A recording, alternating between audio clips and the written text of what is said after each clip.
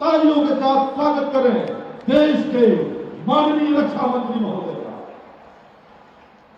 उत्तर प्रदेश के यशस्वी मुख्यमंत्री, जिन्होंने कि उत्तर प्रदेश को हिंदुस्तान के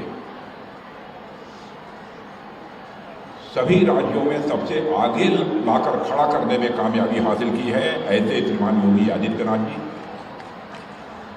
उप मुख्यमंत्री श्री ब्रजेश जी पाठक, इस कार्यक्रम के आयोजक डॉक्टर महेंद्र सिंह जी, वहां की महापौर श्रीमती सुषमा खड़गवाल, अन्य सारे विधायक, सभी जनप्रतिनिधि, इस कार्यक्रम में उपस्थित सभी महानुभाव और सभी शिक्षण संस्थाओं के प्रबंधक, प्राचार्य, शिक्षकगण और मेरे प्रिय बच्चों, आज बच्चों ने जिस तरीके से यह कार्यक्रम प्रस्तुत किया है, मुझे ऐसा लग रहा था कि 25 दिसंबर 1924 को भारत के राजनीतिक क्षितिज पर जिस सूर्य का उदय हुआ था, आज भी वह सूर्यास्त नहीं हुआ है, ऐसी अनुभूति मुझे हो रही है। श्रद्धेय अटल बिहारी वाजपेयी जी के व्यक्तित्व और कर्तृत्व से मैं समझता हूं भारत ही नहीं बल्कि दुनिया के देशों के बहुत सारे लोग अच्छी तरह से परिचित हैं, और विशेष रूप से लखनऊ के लोग तो अटल जी से काफ़ी हद तक परिचित हैं।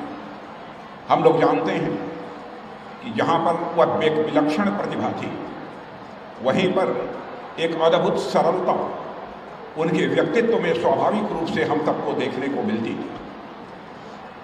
उनके जीवन से जुड़े हुए इतने सारे प्रसंग हैं, सारे प्रसंगों की यदि मैं चर्चा करूं तो एक लंबा समय लगेगा, लेकिन मैं यही कहना चाहूँगा उनका स्वभाव कितना विनोदी था।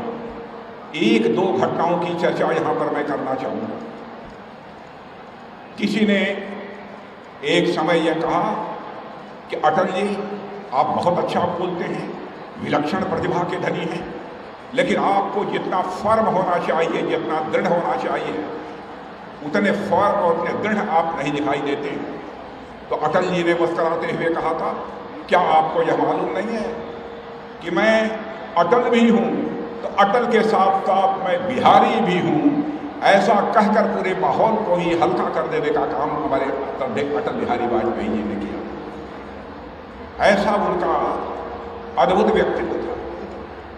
एक बार पाकिस्तान गए थे, पाकिस्तान एक कार्यक्रम को संबोधित कर रहे थे, प्रेस के लोग मौजूद थे। उसमें एक प्रेस की महिला ने खड़े होकर यह कहा कि अटल जी आप बहुत अच्छे वक्ता हैं, एक शर्त पर मैं आपसे शादी करने के लिए तैयार हूं। गजब की वो अभी महिला थी। शर्त हमारी यह है कि यदि आप हमको मुंह दिखाई में कश्मीर दे दो तो हम आपसे शादी करने को तैयार हैं। तो चटपट अटल बिहारी वाजपेयी जी ने जवाब देते हुए यह कहा कि हाँ मैं भी आपसे शादी करने को तैयार हूँ, लेकिन दहेज में मुझे पूरा पाकिस्तान चाहिए। यह कहकर पूरे माहौल को हल्का करने का काम श्रद्धेय अटल बिहारी वाजपेयी जी ने किया। अभिभावक के रूप में भी मुझे विशेष रूप से उनका मार्गदर्शन प्राप्त हुआ है, और मैं जानता हूँ कि हिंदुस्तान के बहुत सारे नेताओं को उनका आशीर्वाद प्राप्त हुआ है, और उनके मार्गदर्शन में ही उन्होंने एक अपनी शख्सियत भारत की राजनीति में बनाई है। मंत्रिमंडल में भी उनके साथ मुझे काम करने का अवसर मिला है, और एक बार जिस समय एक वोट से सरकार भारत की संसद में उनकी गिर गई थी, उनके भाषण को हिंदुस्तान ही नहीं दुनिया के दूसरे देशों में रहने वाले जो हमारे भारतीय मूल के लोग थे, उन्होंने सुना, और मैं कह सकता हूँ वो अद्भुत भाषण था। भाषण को समाप्त करते हुए उन्होंने कहा था कि मैं अपनी सरकार को बचाने के लिए मैं किसी पार्टी को तोड़कर अपनी सरकार नहीं बचाना चाहूँगा, यह हमारा इकबाल कभी से स्वीकार नहीं करेगा।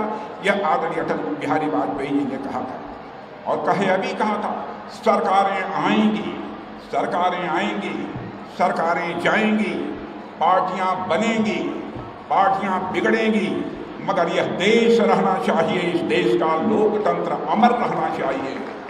ऐसा विराट व्यक्तित्व श्रद्धेय अटल बिहारी वाजपेयी जी।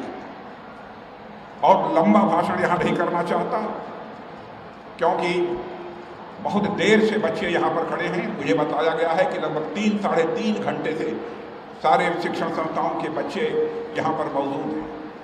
मैं एक बार इन बच्चों को भी यहाँ पर बड़ा होने के नाते मैं अपना आशीर्वाद देता हूँ।